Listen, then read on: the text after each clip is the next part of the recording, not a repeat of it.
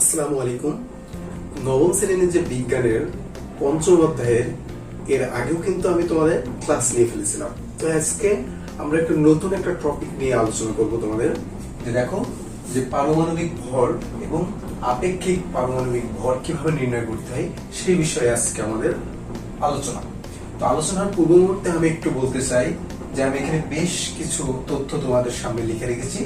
তো সেটা হলো কি, যে বিভিন্ন মান, তাই না, এই মানগুলো তোমাদের লাগবে এই যে তোমার পারমাণবিক ভর এবং আপেক্ষিক পারমাণবিক ভর নির্ণয় করার ক্ষেত্রে।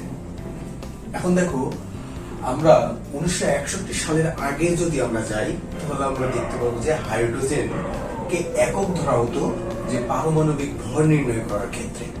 তো 1961 সালের পরে একটা সম্মেলন হলো, সেই সম্মেলনটা কি, IUPAC, এটা হলো international union pure of apply chemistry. তার একটা নির্দিষ্ট তোমার একক দিল, যে এককের সাহায্যে আমরা যে তোমার পর্যায় সারণী যতগুলো মৌল আছে এই মৌলর পারমাণবিক ভর সংখ্যা বের করার। এখন দেখো, মৌলের যে পারমাণবিক ভর, এই ভরটা আমরা কিভাবে নির্ণয় করতে পারি। মৌলের একটা পরমাণুর ভর, এই মৌলের একটা পরমাণুর ভর আমি দেখো অলরেডি তোমাদের লিখে রেখেছি এখানে। হাইড্রোজেনের এবং কার্বনের এবং অক্সিজেনের তিনটা মৌলের পরমাণুর ভর কিন্তু আমি তোমাদের লিখে রেখেছি। এই যে মৌলের একটা পরমাণুর ভরকে কার্বন 12 হয়, যে একটা যে পরমাণু আছে তাকে যদি আমরা 12 ভাগ করি, 12 ভাগ করার পরে যে এক ভাগের যে অংশটুকু পাবো সেটাকে আমরা বলবো AMU বা অ্যাটমিক ম্যাচ ইউনিট। এটাকে আবার আমরা ইউ দ্বারাও প্রকাশ করে থাকি, ঠিক আছে। তো তোমাদের বইয়ে ইউ দ্বারা প্রকাশ করেছে, তো আমরা সেটাকে ইউ দ্বারাই প্রকাশ করব। তো দেখো যে আমরা যদি এই 1 MU অ্যাটমিক ম্যাচ ইউনিটকে যদি আমরা এই যে মানটা আছে এই মানটা দ্বারা যদি আমরা হাইড্রোজেন, কার্বন এবং অক্সিজেনের দ্বারা যদি ভাগ করি, এই যে একটা পরমাণুর ভরকে যদি এই সংখ্যা দ্বারা ভাগ করি, তাহলে আমরা পরমাণুর যে ভর এটা পাবো। তো আরো একটা বিষয় আছে, সেটা হলো কি, তোমাদের বইয়েও কিন্তু দেওয়া আছে যে ইলেকট্রন, প্রোটন এবং নিউট্রনের মান দেওয়া আছে, ভর দেওয়া আছে। এই ভরকেও যদি আমরা তোমার এই যে অ্যাটমিক ম্যাস ইউনিট এটা দিয়ে যদি আমরা ভাগ করি, তাহলে তোমার ইলেকট্রনের ভরকে আমরা এই যে ইউতে কনভার্ট করতে পারবো, ঠিক আছে। তো এখন আমি একটু মূল ম্যাথে চলে যাই তোমাদের একটু কথা না বলে। দেখো,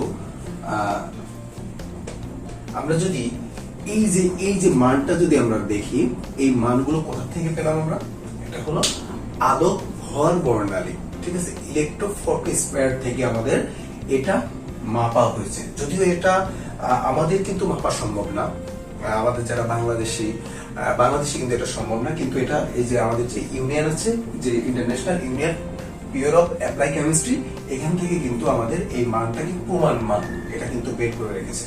তো এটা আমাদের বের করার কিছু নাই।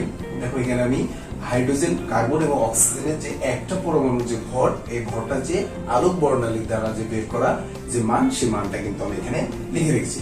তো এটার থেকেও আমরা কি করতে পারি, মৌলের পারমাণবিক ভর নির্ণয় করতে পারি। এবং আরো একটা তোমার বিষয় আছে, যে বিষয় থেকে আমরা তোমার এই যে ইলেকট্রন, প্রোটন এবং নিউট্রনের ভর দ্বারা আমরা পারমাণবিক ভর কিন্তু নির্ণয় করতে পারি। যে এই দুই ধরনের নিয়ম দ্বারা আমরা কি করতে পারি, যে পারমাণবিক ভর এবং আপেক্ষিক ভর এই জিনিসটা আমরা নির্ণয় করতে পারি। তো দেখো আমি সরাসরি তোমাদের ম্যাথে চলে যাই, যে আমরা যদি ম্যাথ গুলো করি তাহলে আমাদের অনেক সুবিধা হবে। তো দেখো, মৌলের পারমাণবিক ভর যদি আমরা বের করতে চাই, তাহলে কি, মৌলের একটা পরমাণুর ভর, দেখা যাচ্ছে এখানে আমরা যদি কার্বনের পরমাণুর ভর যদি আমরা বের করতে চাই, তাহলে কি করব আমরা, যে কার্বনের পরমাণুর ভর কত আছে, একটা পরমাণুর ভর আছে 1.9924 ইন্টু 10⁻⁻23। দেখো এটাকে গ্রামে প্রকাশ করেছে, হ্যাঁ। তো আমরা এটাকে কিন্তু কেজিতেও প্রকাশ করতে পারি। কেজিতে প্রকাশ করবো কিভাবে, এটাকে যদি আমরা 1000 দ্বারা ভাগ করি, তাহলে দেখো এই 26 হয়ে যাচ্ছে, ইনভার্স 26। 1000 দ্বারা যদি ভাগ করি 10⁻⁻26। তো আমরা গ্রামে যেহেতু আমরা রয়েছে, আমরা গ্রামে প্রকাশ করি। যাদের কেজিতে প্রকাশ করার ইচ্ছা হবে তারা কেজিতেও করতে পারো, এটা কোনো সমস্যা নেই। এখন এটাকে আমরা ভাগ দেবো কি দ্বারা, যে এই যে অ্যাটমিক ম্যাস ইউনিটের যে মান আছে কার্বন পরমাণুর, যে 12 ভাগের যে 1 ভাগ যে যার ওজন, এই ওজনটা দিয়ে আমরা এটাকে ভাগ করব। ভাগ করলে আমরা এটাকে কিসে রূপান্তর হয়ে যাবে, তোমার পারমাণবিক যে ভর, এই ভরটা আমরা পেয়ে যাব। তাহলে এখানে দেখো কত আছে, 1.6605 ইন্টু 10⁻⁻24 গ্রাম।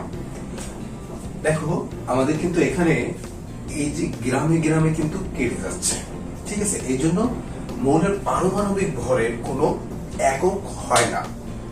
আমি আবার বলছি যে মৌলের পারমাণবিক ভরের কোনো একক কিন্তু হয় না। এক্ষেত্রে দেখো গ্রাম গ্রামে কেটে যাচ্ছে, তো সেক্ষেত্রে আমাদের এটার যে ইকুয়েশন আমরা যদি করি, এই সংখ্যাকে যদি এই সংখ্যা দ্বারা আমরা যদি ভাগ করি, তাহলে আমরা একটা নির্দিষ্ট মান পাবো। তাহলে আমি একটু ক্যালকুলেটর ব্যবহার করি।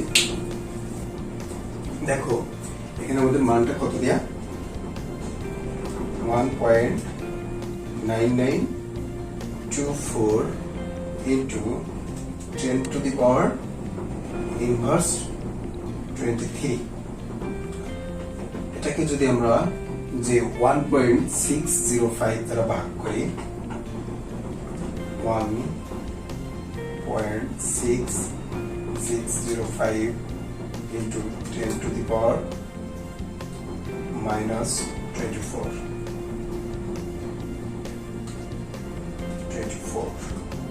আমরা যদি এটা দ্বারা ভাগ করি, তাহলে আমরা পাই কত, দেখো 11.998।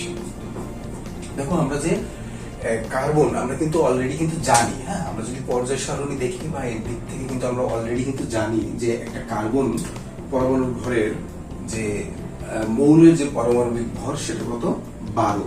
তো এটা দেখো 11.998 মানে কি, এটা 12 কিন্তু ধরা যায়। তো এক্ষেত্রে আমাদের আরো একটা বিষয় আছে, যে বিষয়ের উপরে আমরা কিন্তু নির্ণয় করতে পারি। সেই নির্ণয়টি কি, এই যে ইলেকট্রন, প্রোটন এবং নিউট্রনের ভর দ্বারা কিন্তু আমরা এই যে কার্বন বলো, অক্সিজেন বলো, হাইড্রোজেন বলো, এগুলোর ভর কিন্তু আমরা নির্ণয় করতে পারি। এটা যদি আমরা যে অক্সিজেনের ভরটা কত হবে, এটা যদি আমরা একটু বের করতে চাই, তাহলে আমরা একটু দেখি। এটা মুছে দিলাম, এরপর আমরা জাস্ট অক্সিজেনের একটা পরমাণুর যে ভর, ওই ভরটা আমরা বের করব। দেখো অক্সিজেনের কত আছে, 2.6560 ইন্টু 10⁻⁻23। তো এই ক্ষেত্রে যদি আমরা একটু বের করতে চাই, তাহলে কত আসবে, দেখো আমি একটু ক্যালকুলেটরে দেখি। 2.6560 ইন্টু 10⁻⁻23 গ্রাম। এটাকে আমরা ভাগ দেব 1.6605 ইন্টু 10⁻⁻24। আমরা যদি ভাগ দিই, দেখো 15.99 আসছে।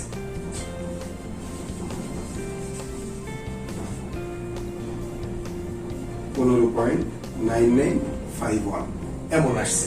তাহলে দেখো এক্ষেত্রে কিন্তু অক্সিজেনের ভর আমরা যেহেতু 15 থেকে অনেকটাই 16 কাছাকাছি, তাহলে আমরা কিন্তু এখানে লিখতে পারি কত, 16। এটা কিন্তু আমরা লিখতে পারি। তাহলে অক্সিজেনের পারমাণবিক ভর কত, 16। এইভাবেও কিন্তু আমরা যে মৌলের পারমাণবিক ভর, এটা কিন্তু বের করতে পারি। তো এই ক্ষেত্রে আমাদের যে তোমাদের নবম শ্রেণীর যে পঞ্চম অধ্যায়ের যে পারমাণবিক ভর এবং আপেক্ষিক পারমাণবিক ভর যেটা নির্ণয় করেছে, আমরা সেক্ষেত্রেও কিন্তু একবার নির্ণয় করে আমরা দেখব। এখন দেখো আমাদের বলছে ইলেকট্রনের ভর দেওয়া আছে, এটা তোমাদের বইয়ে কিন্তু দেওয়া আছে যে ইলেকট্রনের ভর এত, প্রোটনের ভর এত এবং নিউট্রনের ভর এত। তাহলে আমরা যদি এখন এই ইলেকট্রনের ভর এবং প্রোটনের ভর এবং নিউট্রনের ভরকে আমরা যদি শুধু ইউ কে প্রকাশ করি ইউ দ্বারা, তাহলে দেখো আমাদের এটাকে কি করতে হবে, এই যে তোমার যে অ্যাটমিক ম্যাচ ইউনিট যে তোমার ধ্রুবক যে সংখ্যাটা আছে, এই সংখ্যা দ্বারা যদি আমরা এটাকে ভাগ করি, তাহলে আমরা কি পাবো, যে তোমার এই যে ইলেকট্রনের ভর পাবো কিসে, ইউতে প্রকাশ করতে পারবো। তো সেই ক্ষেত্রে আমরা দেখো আমাদের বইয়ের সাথে মিলে কিনা, দেখো আমার তার আগে প্রধান কাজ হবে কি, এটাকে যেহেতু গ্রামে আছে সেহেতু আমরা কিসে রূপান্তর করে নেবো, কেজিতে রূপান্তর করে নেবো। কারণ এইদিকে দেখো একক আছে কিসে, কেজিতে, ঠিক আছে। তো সেক্ষেত্রে আমরা দেখি যে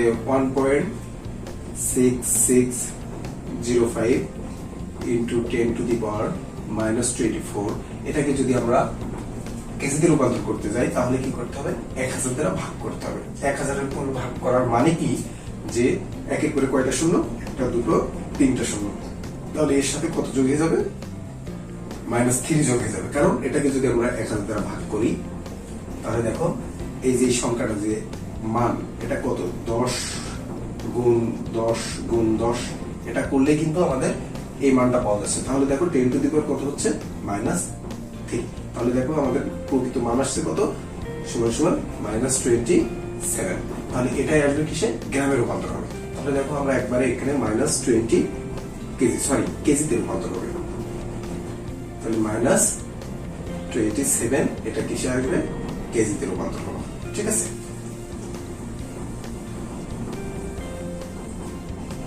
তাহলে দেখো আমরা কিন্তু এটা বের করে ফেললাম। এখন আমরা ইলেকট্রনের ভর এবং প্রোটনের ভর কিন্তু আমরা বের করব। এখন সেক্ষেত্রে আমরা কি করতে পারি, এই মানটা দিয়ে, যে এটা দেখা যাচ্ছে ইউ দ্বারা প্রকাশ করা হয়, এই মানটা দ্বারা যদি আমরা এই যে ইলেকট্রনের ভর, প্রোটনের ভর এবং নিউটনের ভরকে যদি ভাগ করি তাহলে আমরা কিন্তু প্রকৃত যে ইলেকট্রনের ভর এবং প্রোটনের ভর এবং নিউটনের ভর আমরা কিসের দ্বারা প্রকাশ করতে পারবো, ইউ দ্বারা প্রকাশ করতে পারবো। সেক্ষেত্রে আমরা একটু দেখি ইলেকট্রনের ভর।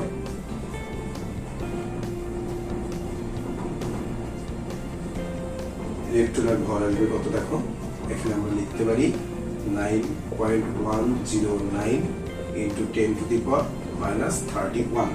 এটাকে আমরা ভাগ করবো কি দ্বারা, এই যে এই মানটা দ্বারা। ঠিক আছে, 1.6605 ইন্টু 10 টু দি পাওয়ার -27 বা ইনভার্স 27।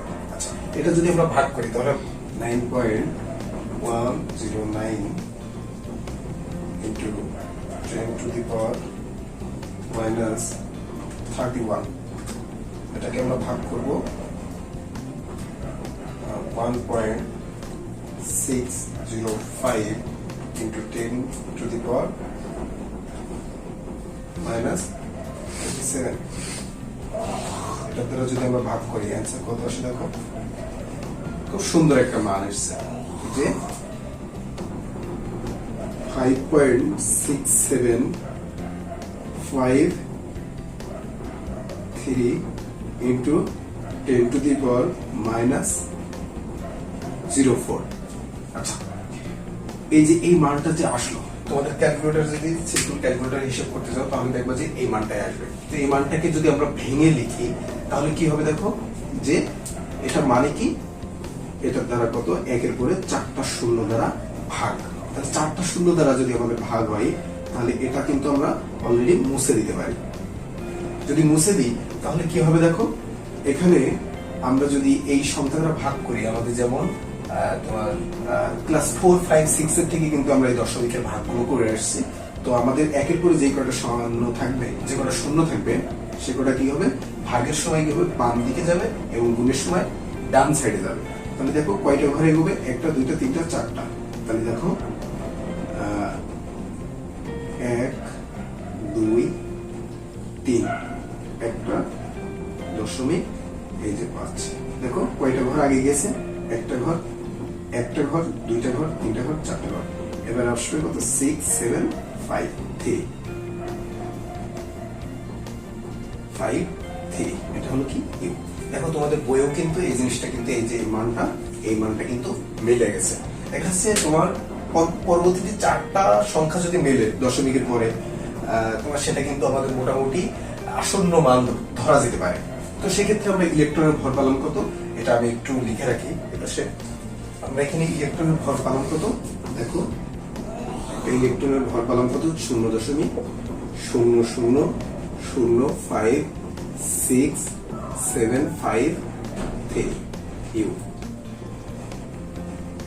তাহলে এখন আমরা কি বের করবো, প্রোটনের ভরটা আমরা বের করবো। তাহলে প্রোটনের ভর যদি আমাদের বের করতে হয় তাহলে কি করতে হবে, যে এই যে সংখ্যা আছে এই সংখ্যাকে আমাদের এই সংখ্যা দ্বারা ভাগ করতে হবে, তাই না? তাহলে আমাদের প্রোটনের কি ভর পেয়ে যাব। আমরা কিন্তু ইলেকট্রনের ভর কিন্তু পেয়ে গেছি। ঠিক আছে, এখন আমরা যদি প্রোটনের ভর বের করতে চাই তাহলে কি করতে হবে, এই সংখ্যা দ্বারা, এই যে এই সংখ্যা দ্বারা এই সংখ্যাকে কি করতে হবে, ভাগ করতে হবে। তাহলে আমরা এখন প্রোটনের ভরটা আমরা বের করব। প্রোটনের ভর 1.673 into 10 to the power minus 27, এটাকে আমরা ভাগ করবো কত দ্বারা? এই যে তোমার অ্যাটমিক ম্যাচ ইউনিট দ্বারা 1.6605 into 10 to the power minus 27। দেখো আমি কিন্তু এইটাও কিন্তু কেজিতে, এটাও কেজিতে, ঠিক আছে? তো আমরা এটা যদি এখন ক্যালকুলেটর হিসেব করি তাহলে দেখো 1.673 into 10 to the power minus 27, এটাকে আমরা ভাগ করবো 1.6605 into 10 to the power minus 27.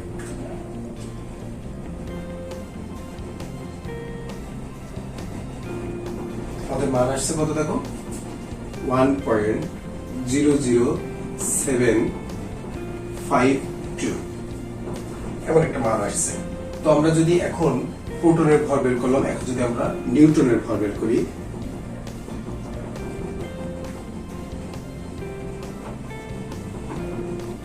নিউটনের ভর আমরা যদি বের করি তাহলে নিউটনের ভর কত বের করবো? 1.675 into 10 to the power minus 27 KG. এটাকে আমরা ভাগ দেবো কত? 1.6605 into 10 to the power minus 27। এটাকে যদি আমরা ভাগ দিই দেখো আমাদের কত আসে?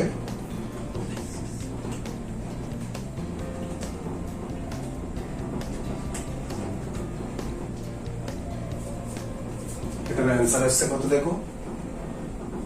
1.00421 ঠিক আছে? এটা হলো ইউ, এটাও ইউ। তাহলে আমরা দেখো প্রোটনের ভরও পেয়ে গেলাম এবং নিউটনের ভর পেয়ে গেলাম। এটা আমি একটু লিখে রাখি। ইলেকট্রন পেলাম এবং প্রোটন পেলাম। প্রোটন কত পেলাম?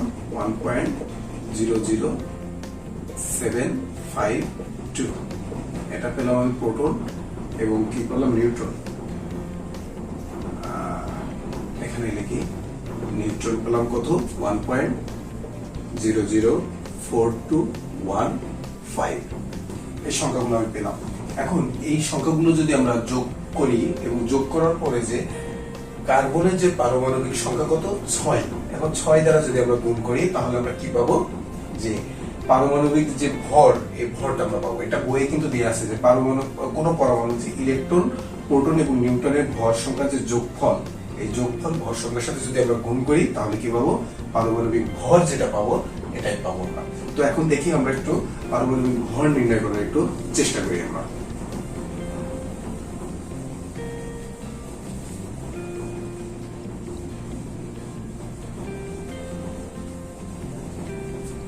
তাহলে দেখো এইগুলো যদি আমি যোগ করি, যে কার্বনের কত?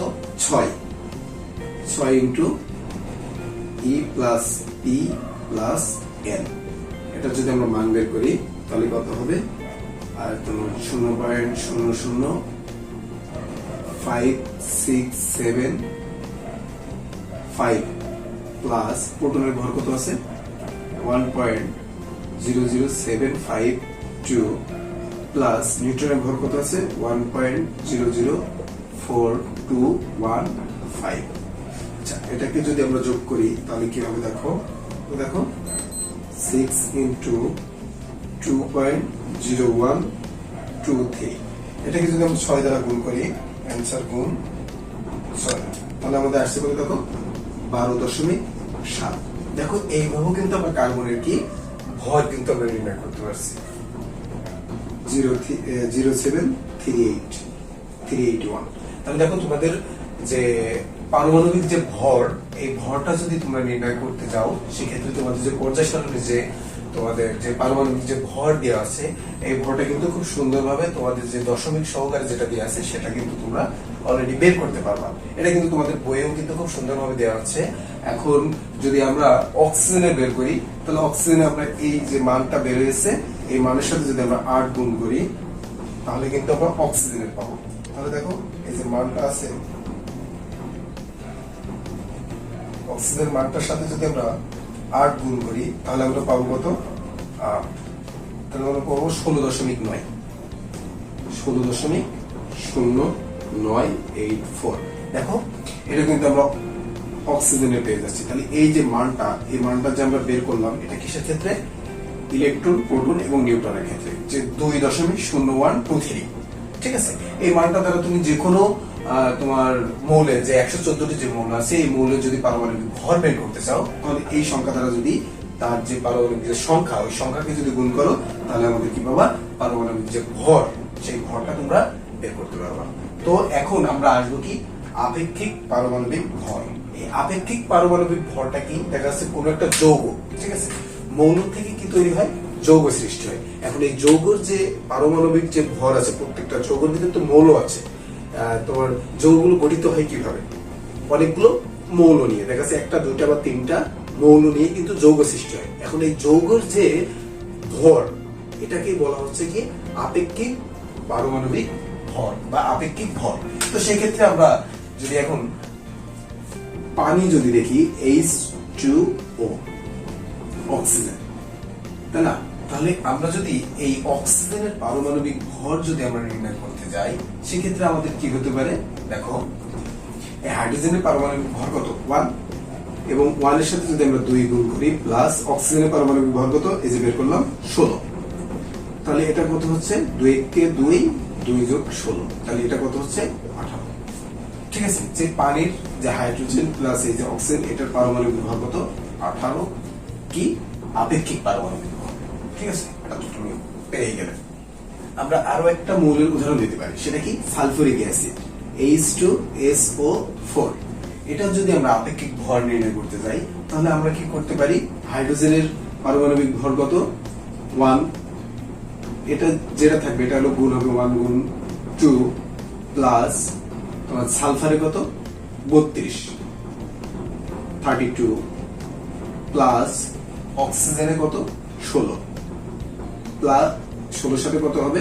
4 গুণ হবে। তাহলে আমরা যদি এটা ইকুয়াল করি, তাহলে আমরা পেয়ে যাব কত? 2 কে 2, প্লাস 32, প্লাস 64, সরি 4 কত? 64, 64। তাহলে এটা যদি আমরা যোগ করি, যে 4 আর 2 6, 6 আর 2 8, এবং 6 আর 3 কত? 9, 98।